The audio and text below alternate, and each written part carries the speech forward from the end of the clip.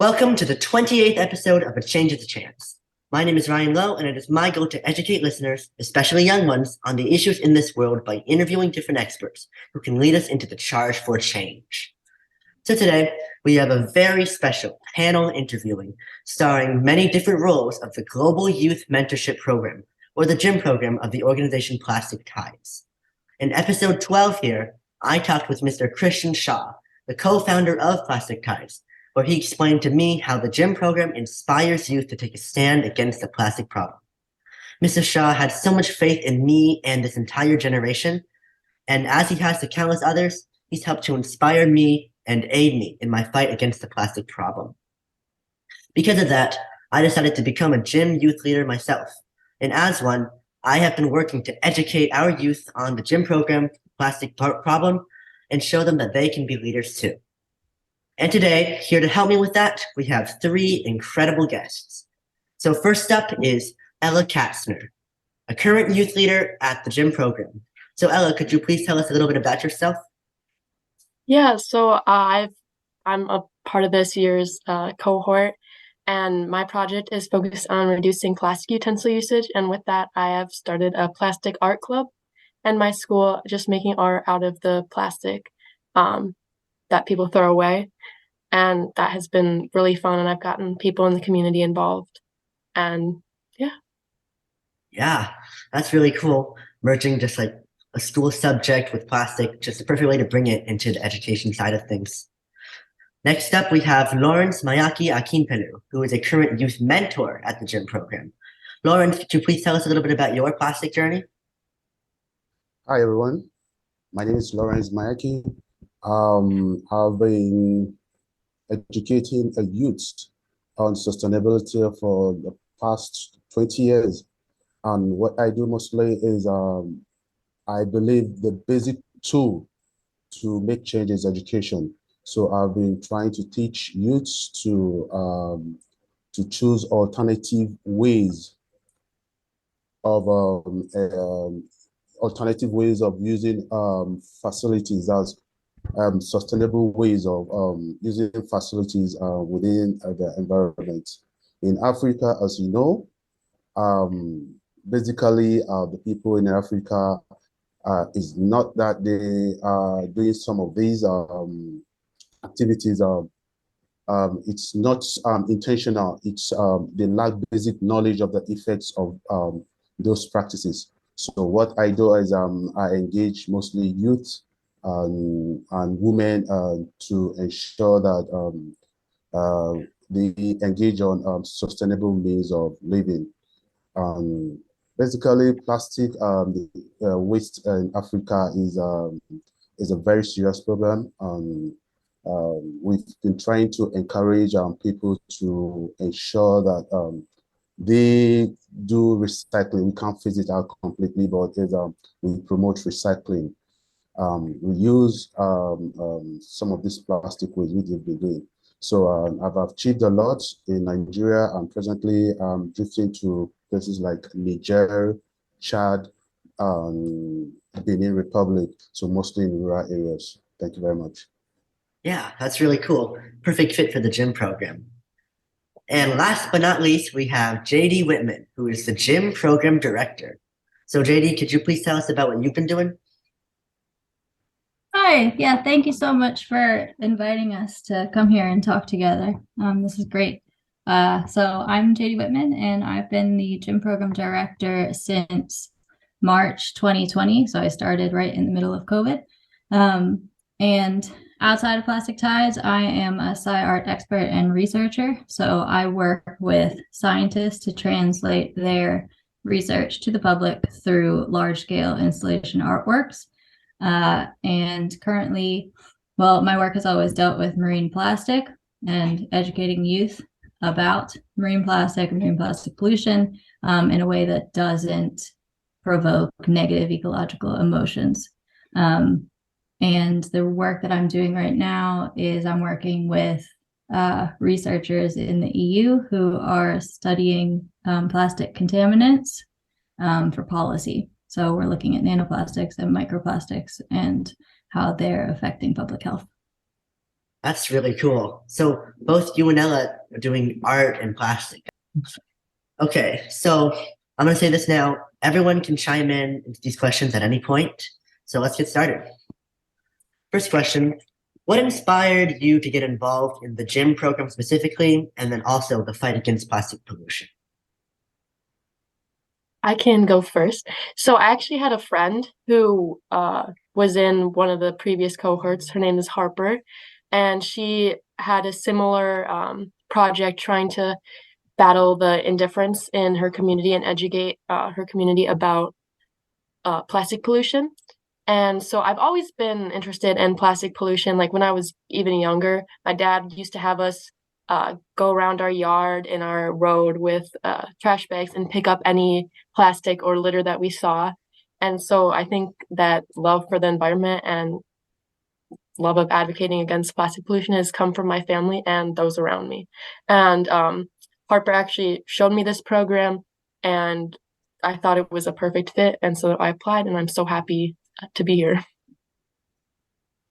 Yeah, that's wonderful. Anyone else? Yeah, what really attracted me into plastic tags was that when I discovered that although I had interest in anything concerning youth, so I discovered that plastic tide was basically a kind of channel to educate youth on plastic and so on. So, well, I was not having much knowledge on plastic waste, but eventually JD Whitman was a person that I was motivated by her into getting more involved in plastic, and definitely I'm doing quite well in it in Africa. And like one of my youth leaders, Rian, so he did quite well. I mentored him quite well. That he's doing uh, basically well presently. So that's it. Yeah, go JD for recruiting Lawrence. Yes. Recruiting all of the wonderful people into the program. So I grew up in the water, just in the ocean, and as soon as I could, I was scuba diving, probably sooner than what you're allowed to start scuba diving. And in 2010, I noticed a major decline in ocean health, and there was plastic everywhere. And I started noticing the effects that it was having on ocean life. And I tried talking to people about it, and nobody seemed to care, or people just, they accepted it for what it was. And so since that point, I've been trying to figure out ways to bring the ocean to people so that they can experience what I've experienced being in the water and seeing the plastic pollution and how it injures life there. And it's been difficult. And I actually joined Plastic Tides because in my investigation of trying to bring these images to people, I noticed that there is a severe failure of environmental education in primary and secondary schools in the United States. And the gym program was trying to bring education and educational resources to those age groups. So I joined in because it was specifically marine plastic that we were educating on through the gym program. And I just thought it was an excellent place to start to try to improve environmental education in the States. But then added bonus, it's a global program. So what I thought was just a problem in the United States is a problem everywhere. So this program, I've been here now for over 3 years because it is bringing people like all of you here together to work on the problem. Yeah, that's a cool origin story. Yeah, I mean, to me, just having all of you guys here, it's really cool because it's our environment. We have a moral obligation to do something about it, and not everyone knows that. And all of us here, we're trying to spread that to everyone. That's really great. So, can you all tell us about a specific aspect of some gym-related project that you've worked on that you are particularly proud of, and why? So in my work to reduce plastic utensil usage, I have two specific examples of people that have made the switch to reusable utensils. And it's super difficult changing behaviors, especially like in the middle of the school year when I started implementing the practices. People had already started their habits, and my project didn't go completely the way I'd hoped. People started using plastic utensils as the school year went on because people started using like school lunches rather than bringing lunches from home.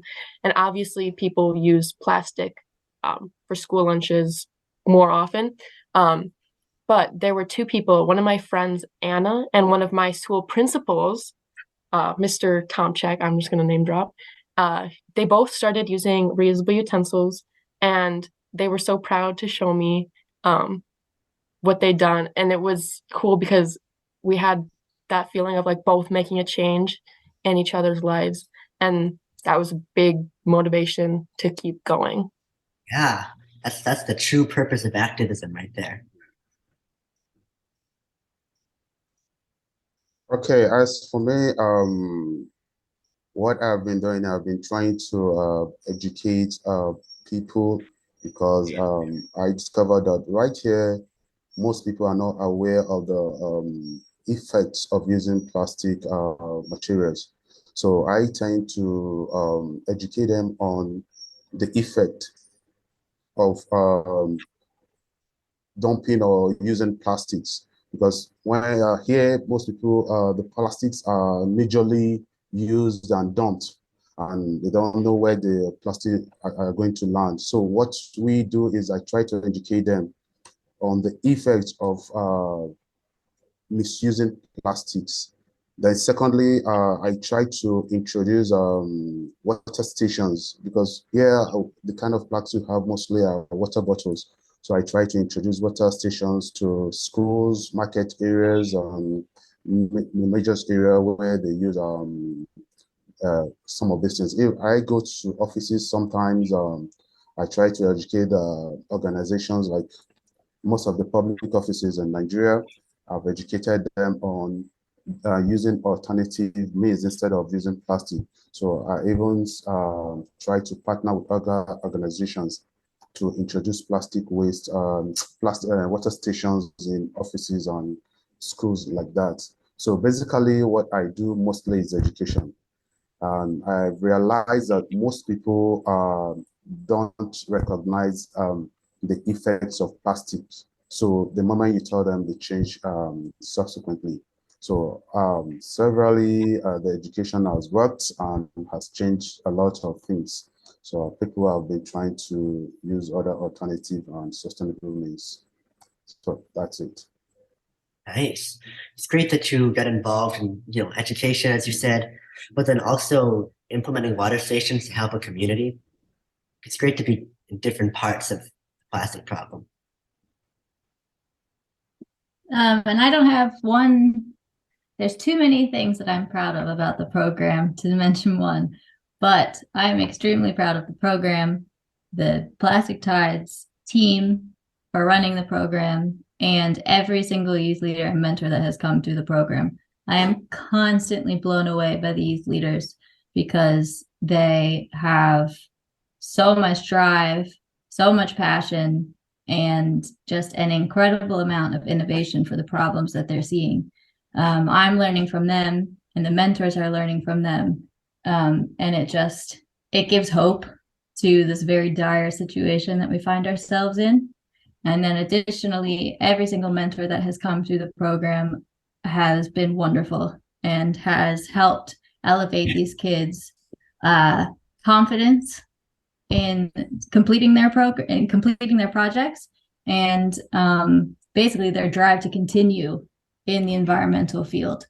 And it's just incredible to me that every single mentor is volunteering their time when they're very busy professionals out in the environmental industry. They're dedicating like hard-earned time off to help the next generation so that they can fight and continue to protect the environment. And it's just, yeah, it gives us hope. Yeah, I agree. I think it's pretty amazing what you guys have built here. Thanks. Okay, so How do you guys think that young people can be effective in raising awareness about the plastic problem and promoting sustainable solutions? Well, young people are the next generation and will be stepping into public offices soon. I mean, I think 18 is the youngest that you can start getting into stuff like school boards and stuff like that. And I think that kids are more likely to follow a trend if kids around them are doing that. So starting a trend to be eco-conscious and environmentally friendly is one way that um, kids can make a big difference. And also, schools are really important because they provide a community of people that is pretty easy to reach out to. Like for adults, you have work and you're kind of doing your own thing a lot, but schools, there's really that feeling of community and a lot more of a chance to find people with similar interests. Yeah. Okay. I believe that what I always tell my students is that our parents have disappointed them. Our own generation has disappointed them. So they should try to design a sustainable future for themselves. The youth, I know they are creative, very innovative, very inquisitive. So I know they can design a sustainable future for themselves. So I have confidence in them. So that's why I ensure I mentor those that I need to mentor. I guide those I need to guide. So I think the youth are in a better place to ensure a sustainable future. And definitely, if you put them right, they are going to do it. And they are, of course, doing it presently. That's it.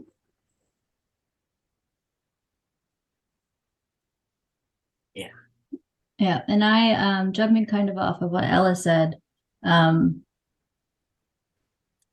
the problem is very political, of course.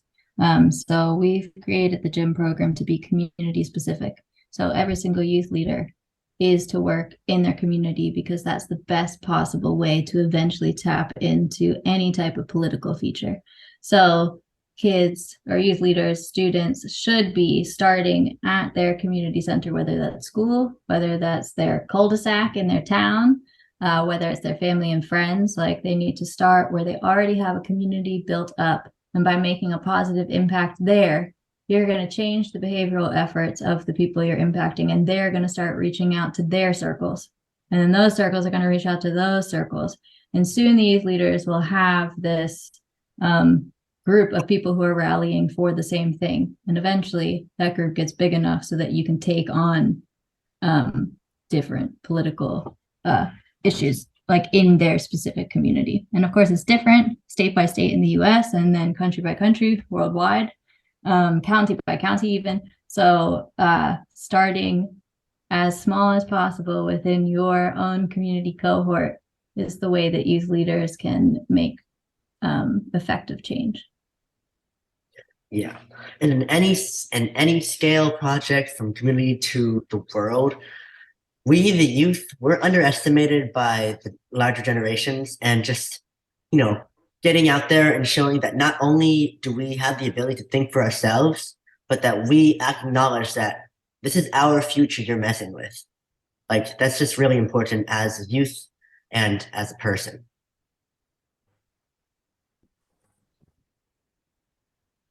So, what are some challenges that you guys have faced in your work to address plastic pollution, and how have you overcome them? So I had to talk with the nutrition services manager at my school, talking about the plastic utensil usage, and I think we came to the conclusion that like 3,200 utensils were used a week in the school. And one of the first things that he said when we met was that he wasn't going to change to like the compostable or recycled or like wooden utensils. So, or he wouldn't change to like reusable that you would wash. So that was kind of a challenge at first because he said it was all about the money, which you have to figure that out, especially when I live in such a like rural countryside community. So that was difficult, and really changing behaviors was a big part of my project, and that is a very difficult thing to do, especially, like I said, implementing my project kind of like in the middle of the school year. So the way that I'm overcoming that is focusing on smaller kind of chunks and demographics of people rather than the entire community. Like how JD was saying, you got to start small to make a bigger difference. And even though my project is going to end like technically with the end of the school year, I have learned things that will be able to continue the ideas of this project throughout. And so just implementing this has really given me a chance to find better ways to make change. Yeah. Let's just go back. The nutrition person literally said, it's about the money, we're not going to switch. Wow. Yes, I have faced that difference, or I faced that challenge quite a lot. Like, both I had been trying to get in electric hand dryers, and they said it was about the money then too, even though I was showing them there would be like a return on investment. They were like, we're focused on the money now, which shows they aren't really concerned about the future. But yeah, that's a big challenge that I've had to face. Good work with that. Yeah, okay. The major problem I encountered in my plastic project is government policy and bottlenecks. I got several projects to implement, but the government is so slow in approving those projects. It's a very serious issue here.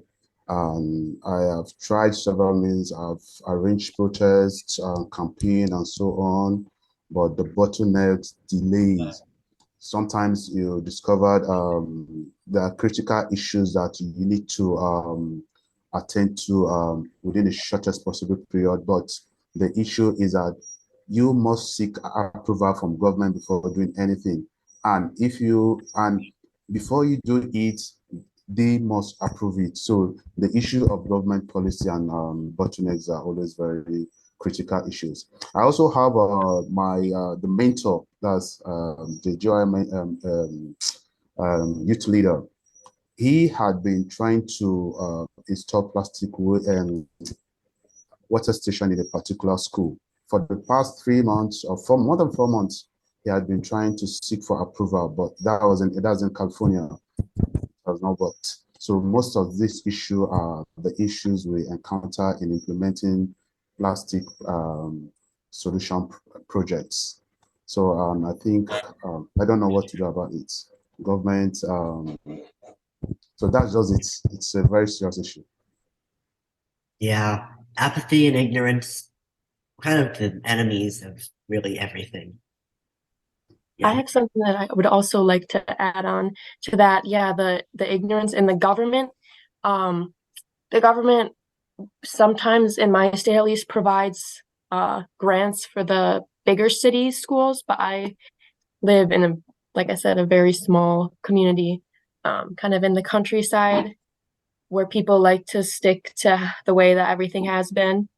And so some of the bigger schools kind of around me have gotten grants to like get water stations, to get electric hand dryers, but then the smaller schools just don't get anything because they're seen as less important. Yeah. Now we're going into the issues of environmental justice. So I come up against 3 major problems consistently. The first one is people saying that they have no ties to plastic pollution, or further, that their actions where they live do not affect or pollute the ocean. So people are very self-centered. So when you're doing educational campaigns or you're trying to transfer scientific information about the plastic crisis, it's very important to tailor that transfer of knowledge in a way that makes it about the audience that you're transferring it to, unfortunately. So You have to make it about the people, or they just don't care. Of course, there are people like us in this group here who do care, but there's the vast majority of the public are, as we've already discussed, ignorant and just apathetic. The second problem is a little bit related, but when you are talking to people about plastic pollution, because it is such a large scale problem, a lot of the times it can be overwhelming, and people can get ecophobia or climate anxiety or eco anxiety, and they can shut down or they can become desensitized to the problem. And that's not what you want. You want people to recognize the problem, and you want them to be in a positive state of mind so that they can learn about it and so that they can take it a step further and they can act upon it and create change within their community. So figuring out, again, how to transfer knowledge on such a large problem in a way that people who are hearing it leave in a positive manner is critical. And then the third thing, we've touched on this a little bit also, is that individuals, organizations, companies that I have worked with and will be working with, a lot of them try to monetize the problem. So unless it can make money, people are not interested in solving the problem. So that becomes really difficult for people who are trying to solve the problem, because you have to haggle with groups, and you can't go against, I mean, you can't join in on a project that's going to monetize plastic pollution, because often it'll come with its own disastrous side effects. Yeah. And it probably won't fix the problem. So that is a very big problem that I deal with on a daily basis. Yeah. And what I realized from all of your answers, human psychology is weird. We fear the unknown, but we don't want to learn more. We're selfish, and we love money. Yeah. So how has working with plastic tides and Jim inspired you? And what do you think can be done to move forward and inspire even more people? So working with this program has given me a lot of ideas of what more I can do. Like, obviously I'm focusing on just one project at the moment, but it has given me a chance to think about a lot of other ways I can make change regarding plastic pollution in my community. One example is, so there's like a football field and track area at my school. Obviously it gets super polluted whenever there's events held there.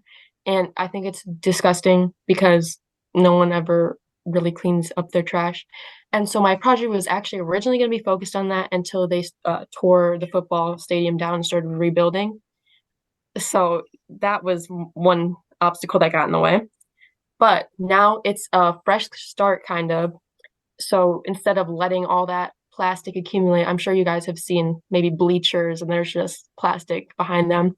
But I want to start having the teams that use that area clean up, maybe like once a month or twice a month, have a time that counts as a volunteer hours and that goes into practice time to clean up areas, just to like show appreciation for their fans and the stadium that they live in.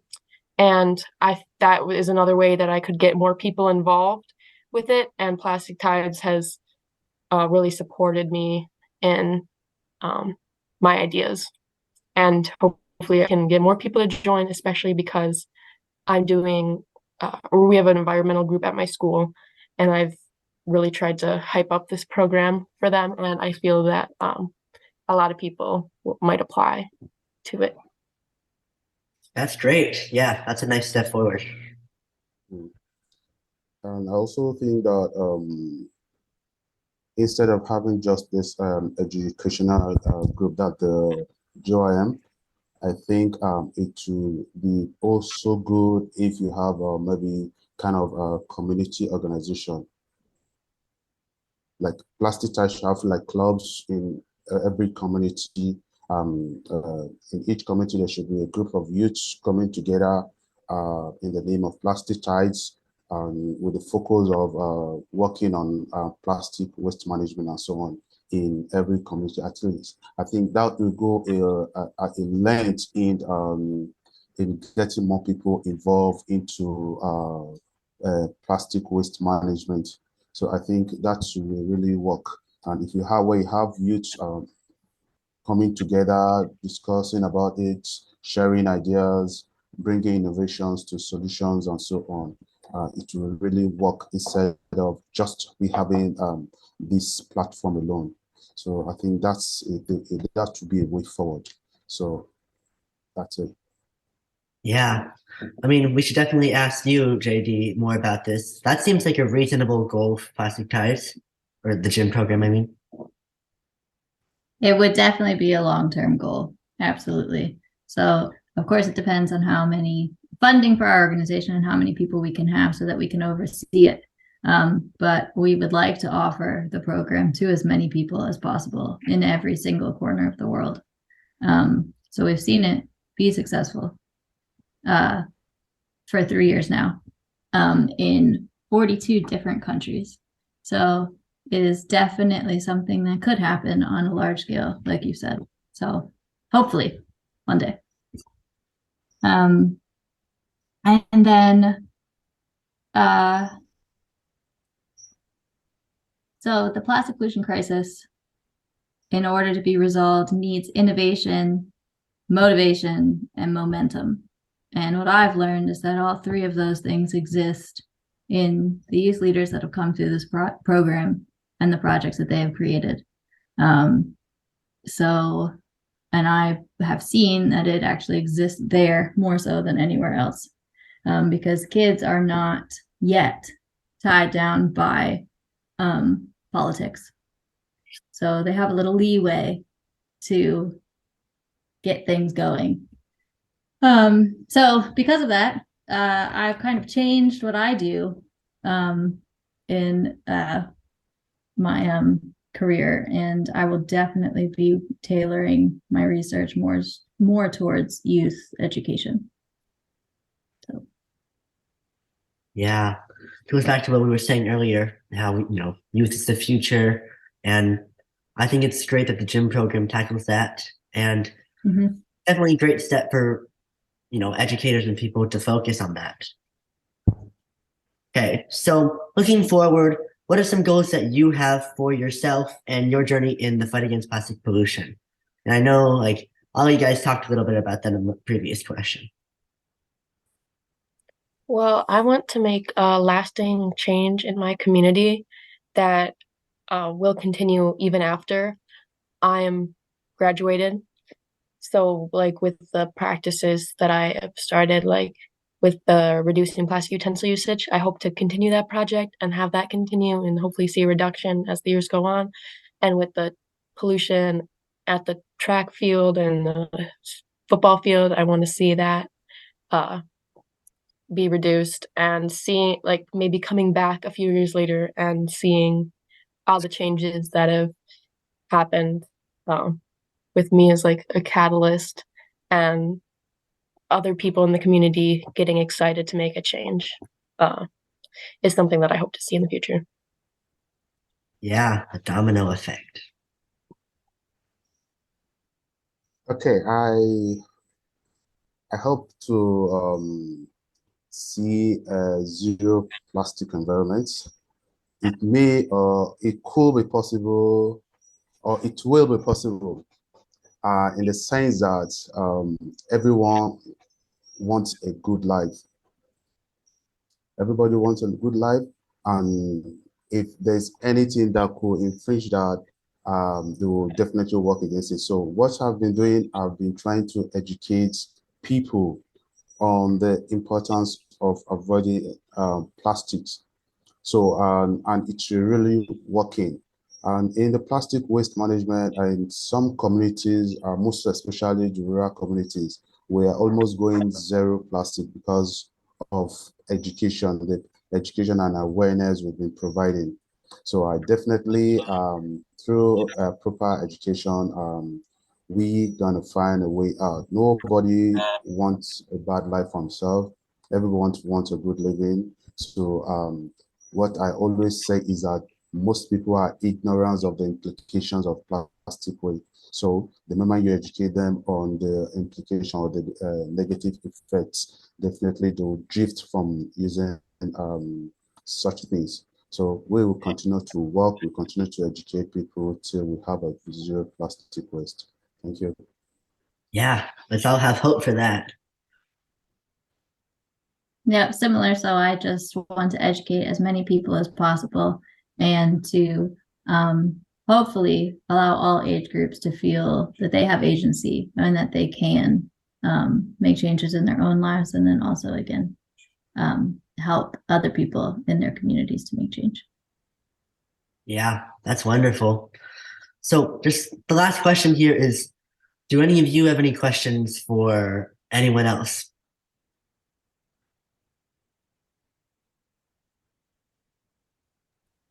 How old were you guys or about what age were you when you noticed something about or that you wanted to make a change in the world and your environment? And how old were you when you noticed that the plastic pollution that you were seeing was not a good thing? Um, well, yes, so I can say there is no specific age. Every child, even a child of 9, 10, 11 years is aware of the implication of plastics. So at sometimes I've gotten some of my nephews that came to me, Uncle, you've been working about against plastic. It's good. This is what they tell you, the implications and so on. So I feel there's no particular age as long as the child is informed and is educated. So there's no particular age for it. So at any time we can start to advocate. So it depends how powerful that child is, because I have seen children of about 8 years passionately fighting against the use of plastic. So I don't think there's any particular, although till when they are aware, that's just it on front. Thank you. So my parents are wonderful. They got me and my siblings involved in environmental advocacy work when we were like from as early as my earliest memory. We're always outside, and when we went anywhere, we were always volunteering with groups. So I've always been active in that. But with plastic specifically, I already said earlier, there's a specific day, specific time, specific place where I noticed the plastic pollution, and I believe I was 20 at the time. But yeah, it was like boom in the face, and it was just there. And then I've been tackling it ever since. I have a question for the youth leaders. So first, Ella, has taking part in this program changed what you think you might do or what you might study when you move forward and attend college? So I know that what I want to do in the future is helping people with their health.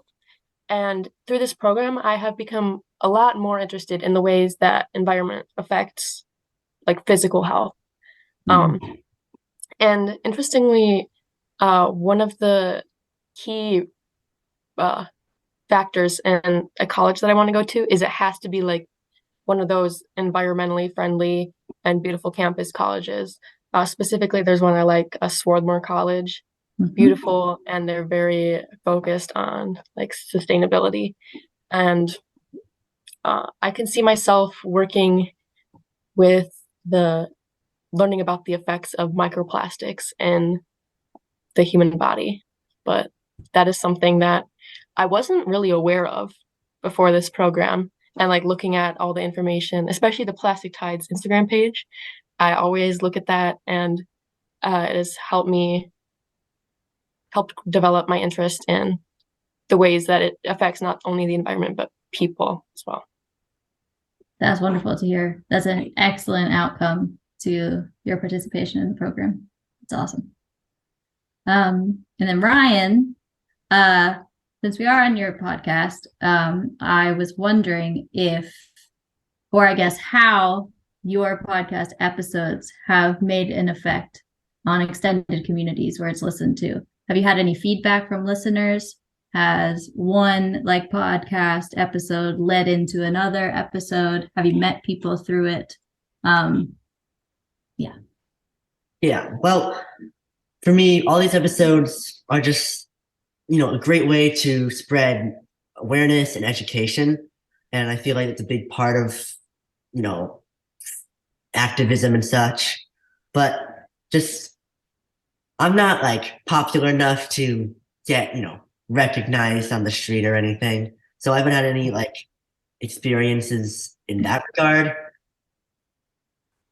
I mean, surprisingly, or maybe not surprisingly, I haven't had, I have like 5 reviews on Spotify or something. So That's not nothing.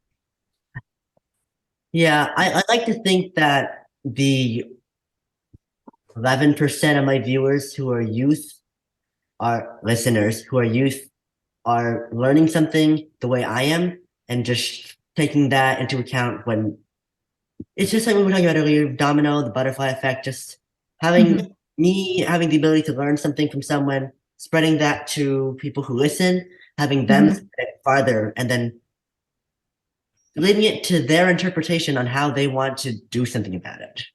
Yeah.